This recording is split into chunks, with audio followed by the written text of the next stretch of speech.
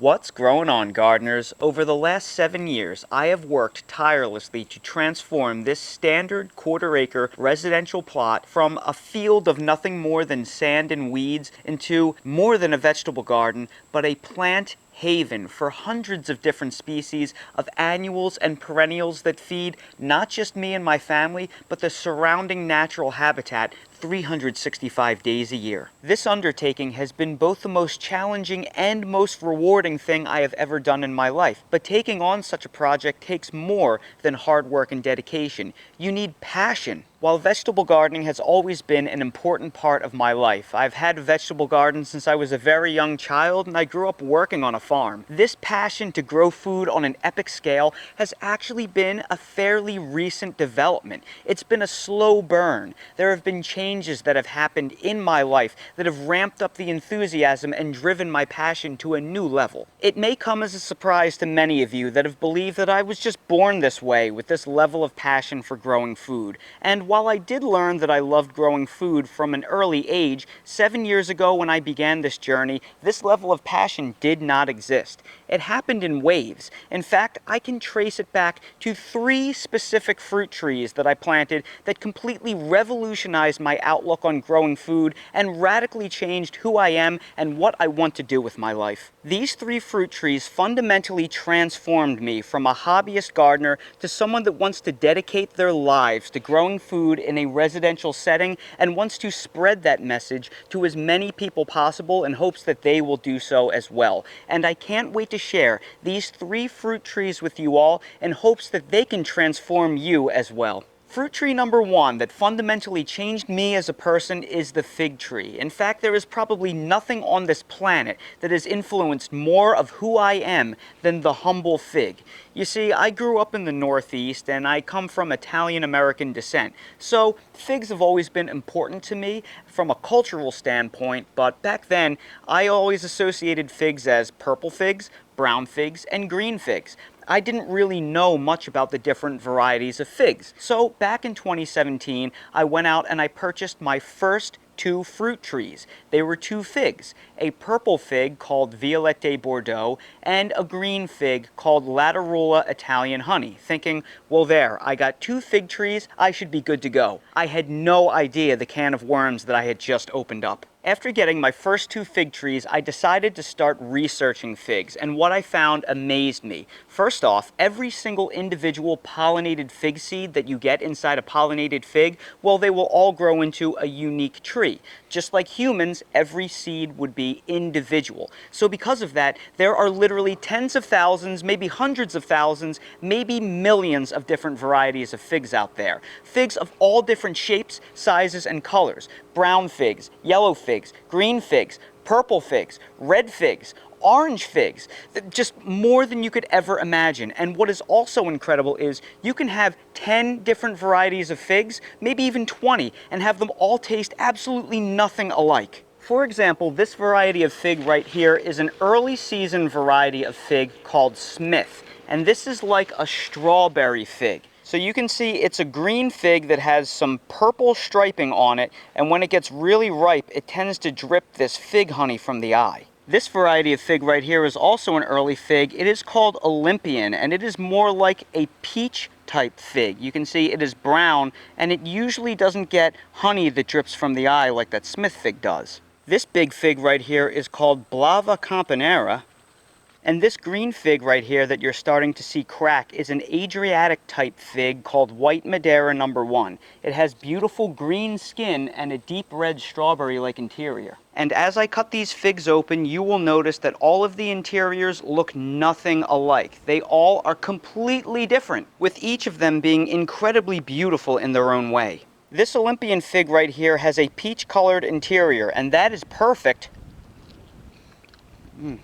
because the fig actually tastes like peaches with honey on it. But it is the very jammy interiored figs that changed my life forever. When you see interiors of figs that turn deep and dark and they pool this fig honey, this fig jam inside, that is when everything starts to change.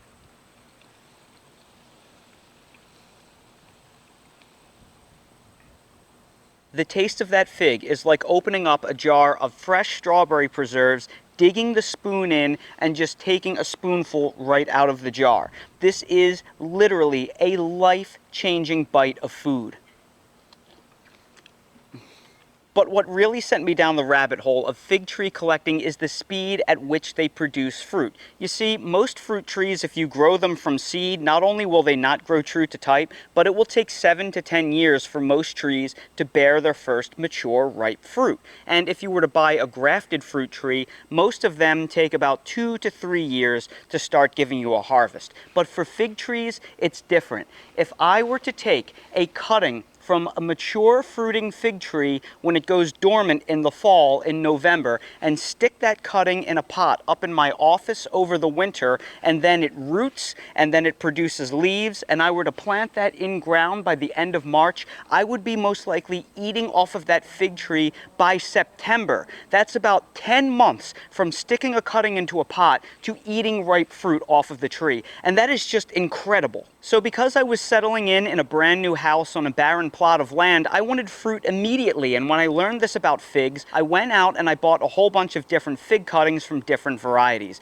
and I put them in pots, and then I planted them in ground around my empty plot of land come spring, and I was eating off of them in the fall. I had fruit less than 1 year from moving into my house. And that unlocked a craze of fig tree collecting. I have figs as far as the eye can see planted in ground here. Just look at all of these beautiful fig trees, and they produce boatloads of fruit for me. And because I'm in a standard residential plot, I can only fit so many fig trees in ground, so I decided to collect more and more of them and put them in containers because, hey, why not have more of a variety? And luckily, fig trees do incredibly well in containers. These are all loaded with fruit. So much have I fallen in love with figs that I started my own dedicated fig tree breeding experiment about 4 years ago. I manually controlled fig tree crosses between male and female figs, and I planted 42 fig seedlings, all of what you see right here. And now that we're about 3.5 years into the experiment, I have 14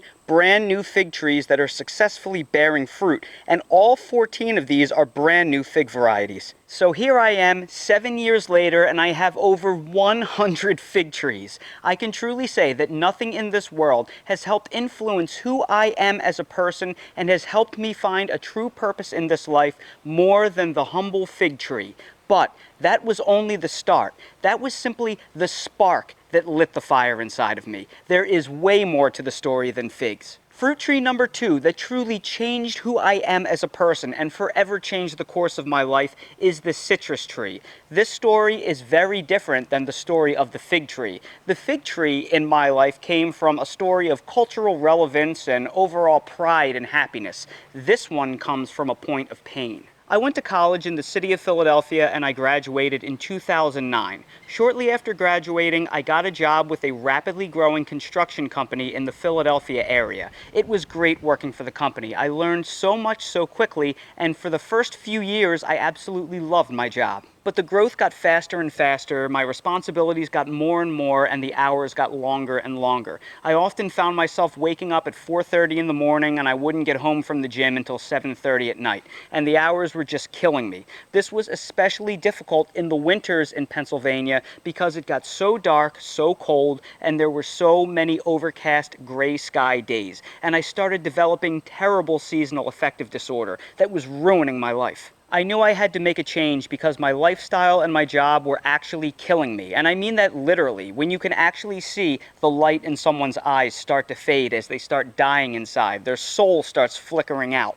That was happening to me. I had lost my purpose in life and I was just completely miserable and disheartened all the time. So in 2017, I quit my job, completely changed careers, and I moved down to North Carolina in search of better weather and to try and get rid of that seasonal affective disorder that was growing to destroy my life. In many ways, my gardening journey has been medicinal, an attempt to cure or treat my seasonal affective disorder that was so hard on me during the winter months. And moving down here and establishing a garden made things immeasurably better. I was outside more, I lived in a place with much milder winters with sunnier skies and longer days during that November, December, January time period, and my life did get better. But still, I was finding myself falling into cycles of depression depression during the winter. And at the time, all I really had growing from a fruit tree perspective in my yard and garden were the figs. And the problem with the fig life cycle is when they get frosted on, they would go dormant, lose all their fruits, and they would be in the same condition as the rest of my garden.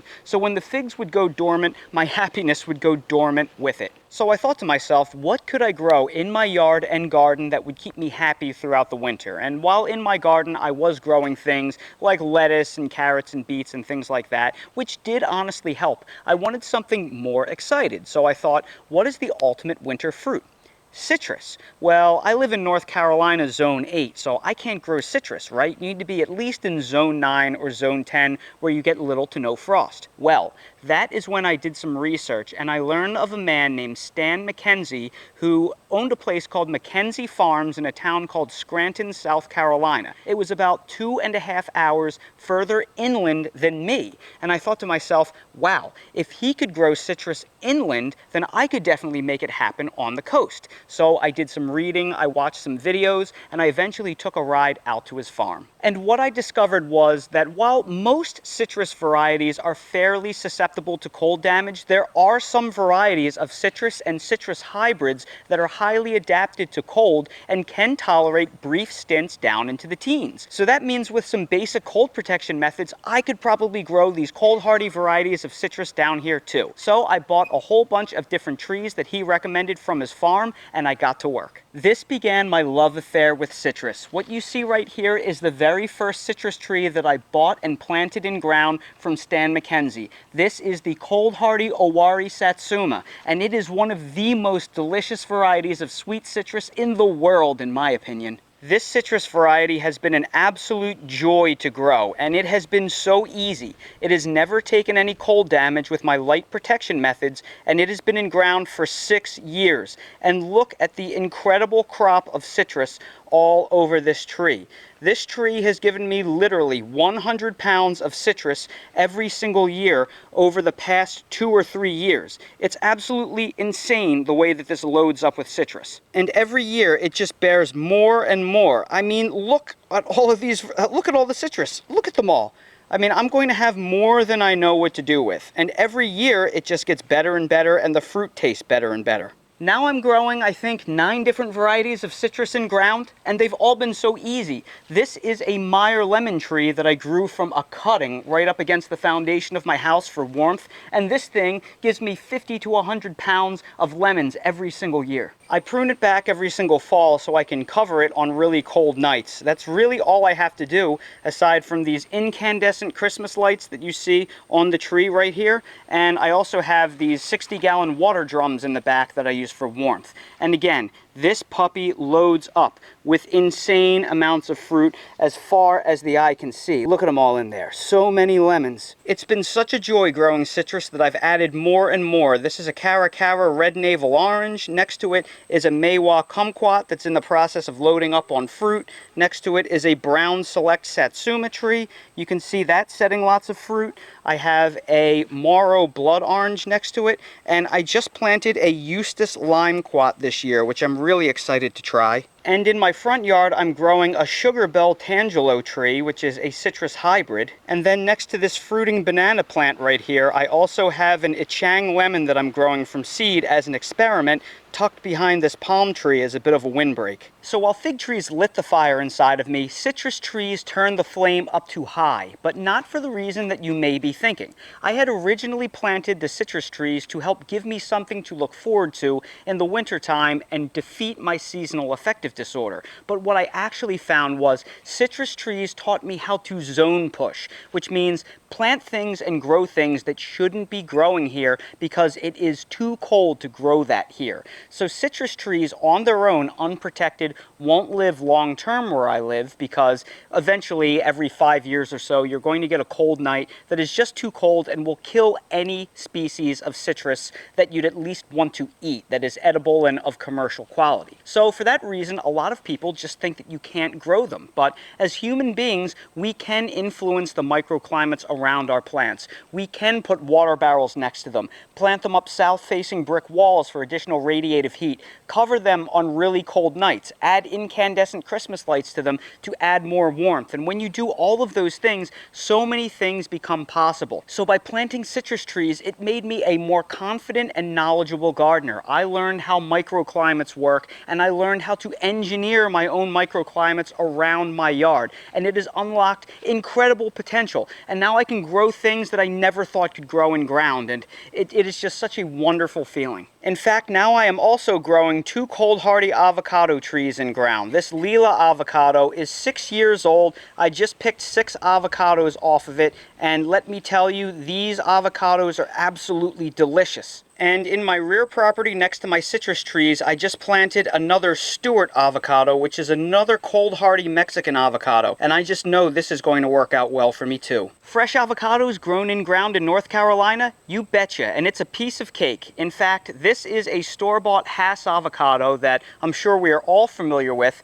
This green one is the Lila avocado that I picked off of my tree. We have been eating these all week. This is unfortunately my last one, but you can see a size comparison. And this is absolutely delicious. It does not turn brown when ripe like your Hass avocados do, but let me tell you, the taste of this homegrown avocado absolutely blows away a store-bought Hass. I can't believe how good it is, and it is so rewarding to know that I grew this in ground here in North Carolina. I wouldn't have the success growing the avocado trees if it weren't for the lessons learned growing all of these citrus trees. They have all made me a better gardener and given me more confidence and pride in what I do. But as happy as I am for growing all of the citrus and figs, there was another piece of the puzzle that was missing. I was still having difficulty with my seasonal affective disorder when the fall would transition into winter and we'd start getting the first heavy frosts of the season, because that late November, December time period was the darkest, shortest days of the year, and it was still difficult for me. So I needed a way that I could mentally prepare myself and have something to look forward to for that time of the year. And I finally found it in fruit tree number 3, which has been the Asian persimmon, and I have found them to be possibly one of the finest foods on earth. The magic of the persimmon is that the fruit itself is actually very astringent. You can't eat it until it's soft like jello, and it is the first few hard frosts of November and December that actually help break down the tannins inside the fruit and soften them up so they become edible. This is a fruit that actually depends on the frost to make it delicious. So I had finally found the holy grail, some kind of fruit that was so fine, so delicious, that required hard frosts to actually make me look forward to that time of year. This is an astringent Asian persimmon variety called Giambo, and this may be one of the finest fruits on earth. They make huge, half-a-pound astringent Asian persimmons, and the taste is absolutely out of this world. There are probably over 100 pounds of persimmons on this tree, loaded up as far as the eye can see. And I had my first taste of this fruit last year, and it absolutely blew me away. It knocked my socks off. It may have been the most delicious thing I have ever tasted. It tastes like honey, cinnamon, and spice in a bag of jello-like consistency. Just incredible. But if you don't want to wait for the astringent Asian persimmon fruits to ripen, you can also get yourself a non-astringent variety of Asian persimmon. This is a variety called Ichikike Jiro, and it has a naturally low tannin content. You can eat them when they are orange, but hard and firm, sort of like an apple. And while I think they don't taste quite as good like this, they still do taste pretty good. You can alternatively let them sit on the tree until the hard frost soften them up, and they will get like a bag of jelly consistency as well, and they are also delicious. This variety, I would say, is about 85% as good as the Giambo. It's absolutely delicious on its own. The Giambo is just like on another level or something. But just look at the yields on this tree. This tree is a year younger. It's only on its 3rd season, and it is absolutely loaded with an insane amount of fruit. Now, the only downside to the Asian persimmons is that they are not quite as cold hardy as the native American persimmon trees that are extremely cold hardy and have very small, very seedy fruit. I vastly prefer the Asian varieties. Their fruit quality is stellar, and they are generally seedless and self-fertile. Now, this non-astringent Asian persimmon variety is hardy to zone 6, and the Giambo is hardy to zone 7. So your Asian persimmons are hardy to about zone 6 or 7, but you can get a hybrid cross between an Asian persimmon and an American persimmon that will give you the fruit quality of the Asian persimmon with the cold hardiness of an American persimmon. You can get a variety called Nikita's Gift or Rosianka that is hardy down to zone 5. If you live in zones 3 or 4, you can always grow native American persimmon trees. And while I don't think they're quite as good as the Asian varieties, they're still quite delicious, especially if you turn them into jams and jellies. And that is the story of the 3 fruit trees that literally changed my life and influenced who I am and gave me a purpose in this life. I know it can sound silly that something like a fruit tree can give a person purpose, but at the end of the day, I mean, we are really just animals and we crave the basic primal things in our nature. And I really believe that many of the problems and the struggles that we have today, many of the issues with depression and anxiety, it's because we have strayed so far from our nature and we are so caught up in these complex societal issues, and we just have totally lost the basic things that ground us. And that's why I think that something as simple as a fruit tree, it helped bring me back down to earth, back down to reality, and get me in touch with who I am. And this is why things like sketching and painting and music and just these basic emotional things that are so simple on a primal level, they can really be the things that bring us back towards happiness and help us find purpose in life. So I just wanted to give you my heartfelt story about why I do what I do and how it has influenced who I am as a person and how it changed a life that was not very happy into a life of passion and joy. And I honestly don't know where I'd be without it. And I also want to thank so many of you that have been along with me in the journey. I hope that these videos have helped inspire you. And if you're looking for a passion in life, if you feel lost like I used to be, I invite you, please try a fig tree, try a persimmon tree, try a grapevine, try an apple, try a peach, try something. Just get your hands down into the dirt, dig around, reconnect with who you are at a very primal level, and you may honestly be surprised what you learn about yourself. So everybody, I sure hope you enjoyed this video and that you find it inspirational to go out and find your passion. If you enjoyed this video, please make sure to give it a thumbs up, subscribe to the channel, and please ring the notification bell so you're notified when I release more videos like these. If you're curious about any of the products that I use in real life in my garden that helps me grow my garden, I have all of them linked down in the video description in my Amazon storefront. So expand the video description, click on the Amazon storefront link, you'll see everything I use in real life. And while you're down there, please check out my spread shop for custom merch if you want to support the channel. Thank you all so much for watching, and I hope to see all of you again on the next video. Oh, we can't go outside because of all the mosquitoes, so Dale and I are playing tug-of-war in the house. Mom always says not to play ball in the house, but she didn't say anything about tug-of-war, right, Dale? Oh, he's tearing up this new little cow toy that we got him. Oh, he loves it. Oh, he loves it. All right, Dale, ready? And catch. Whoa, what a catch. That was incredible, buddy. Nice, nice. I'm going to see if I can get it from you. Oh, now we're playing keep away. Keep away in the house. Don't let Mommy know that we're playing this rough in the house. Luckily, Mommy doesn't watch Daddy's videos, so she'll never know.